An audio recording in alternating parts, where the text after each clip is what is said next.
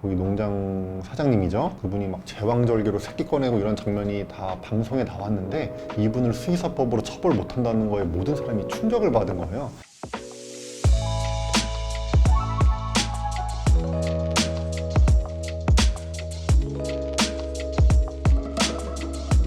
공공동물병원이 필요한 부분이 있는 것 같아요. 사회적 약자층에 대해서 그분들이 진료비 부담을 느끼는 게 분명한 사실이고, 그분들이 정말 이 비용 부담 때문에 그분들의 반려동물이 치료를 못 받고 만약에 좀 뭐 일찍 죽거나 아프거나 하면 또 이분들이 또 상처를 받으시고 하잖아요. 그런 차원에서는 지원을 할 필요가 있는데, 문제는 지금 선거철을 앞두고 갑자기 무슨 공약처럼 남발되는 측면이 있는 거죠.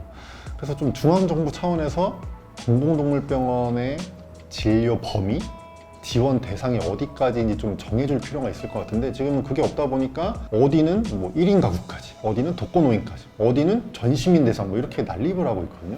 기준이 정립될 필요가 있다. 그리고 제 개인적인 사견으로는 모든 시민을 대상으로 세금을 써서 운영하는 건 말이 안 되는 것 같고, 이제 흔히 말하는 사회적 소외계층을 대상으로만 제한할 필요가 있지 않나 이렇게 생각을 합니다.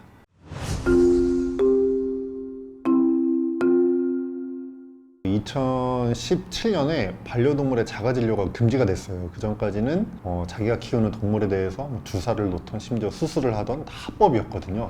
동물이 물건으로 돼 있다 보니까 그렇고, 농장동물, 좀 축산업 쪽에 적용하려는 법이 동물 축종이 구분돼 있지 않다 보니까 반려동물에도 적용이 된 측면이 있어서 그런 일이 있었는데, 강아지 공장 사태가 터지면서 강아지 공장에서 거기 농장 사장님이죠. 그분이 막 제왕절개로 새끼 꺼내고 이런 장면이 다 방송에 나왔는데 이분을 수의사법으로 처벌 못한다는 거에 모든 사람이 충격을 받은 거예요. 그래서 반려동물에 대한 자가진료는 동물 학대이기 때문에 금지해야 된다, 이런 여론이 생겼는데 이 진척이 안 되는 거예요. 좀 이해관계가 얽히면서.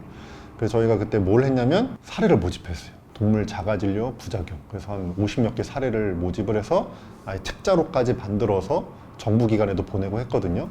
그러면서 이제 반려동물 자가진료가 금지되는데 좀 기여를 한 측면이 있다고 생각을 합니다. 네.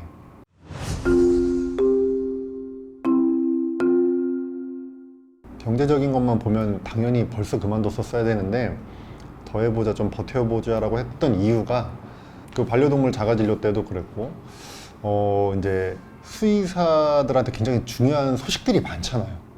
근데 그런 것들을 저희가 없었을 때는 몰랐어요. 예를 들면은 제가 이제 데일리베이스를 하겠다고 마음먹은 계기도 그건데, 동물병원에 이제 영리법인이 허용되어 있다가 그거를 막는 법이 2012년에 통과가 됐어요. 근데 당시 여론은 수의사 대부분이 그걸 이제 막아야 된다라는 여론이 형성이 됐고, 막 국회에서 토론회도 열리고 공청회도 열리고 했거든요. 근데 저도 당시에 이제 공중방역 수의사였는데 그런 열린 줄도 몰랐던 거예요. 그렇게 중요한 소식인데 알려준 신문이 없어서.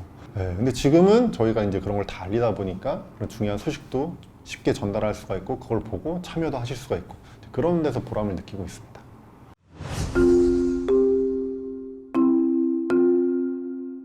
처음 데일리베이 시작할 때는 수의사만 초점을 맞춰서 이제 취재도 하고 기사도 쓰고 했는데, 자연스럽게 연결이 되잖아요, 수의사랑 동물보호복지가. 그래서 조금씩 다루게 되다가 국회 동물복지 국회 포럼이라는 의원 연구단체가 있는데 거기 막 자문위원도 하다 보니까 저도 점점 진지해진 거죠. 그러면서 뭐 여러 가지 의견도 내고 했는데, 요즘에 또 드는 생각은 사회가 발전하는 속도랑 이 시민들의 이 수준 대비해서 너무 법, 제도, 그리고 동물단체, 시민단체죠, 너무 앞서가는 거 아닌가? 이런 생각이 요즘에 좀 또 들기 시작했어요. 그래서 약간 밸런스가 중요한 것 같아요. 그래서 산업계랑 동물단체랑 굉장히 서로 사이가 안 좋잖아요. 근데 저는 분명히 그 가운데서 공존할 수 있는 부분이 있을 것 같고 한데, 지금 너무 척을 지고 서로 비판만 하고 하는 것 같아서 좀 가운데 낀 사람으로서 그런 좀 중재도 하고 양쪽 입장을 좀 공격적이지 않게 좀 부드럽게 합리적으로 좀 전달하는 역할을 한다던가, 아니면 기사로서 또 사설로서 대안도 제시를 해보거나 이런 역할을 해야 되는 거죠.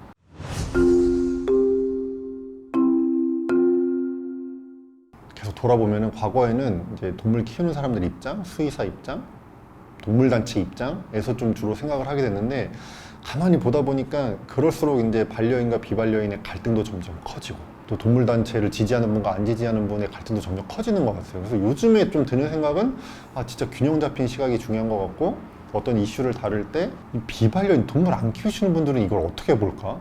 이분들은 이걸 어떻게 생각할까? 어쨌든 동물 안 키우시는 분들 비율이 훨씬 많은데, 이런 고민들을 점점 하게 되는 것 같습니다. 네.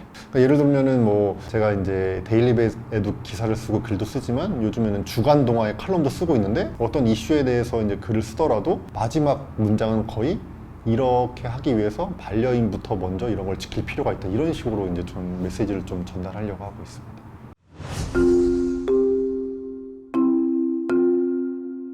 뭐 어떤 분들은 10년 뒤에 뭐 할 거야 이런 거 물어보시는데 그런 계획은 진짜 전혀 없고, 저희는 이제 하루하루 열심히 사는데, 다만 방향은 이제 언론사로서의 역할도 계속 충분히 잘 하면서 지금 저희 데일리벳의 수의사 면허증, 수의대생 학생증을 인증한 회원들이 한 14,000명이 넘게 있거든요.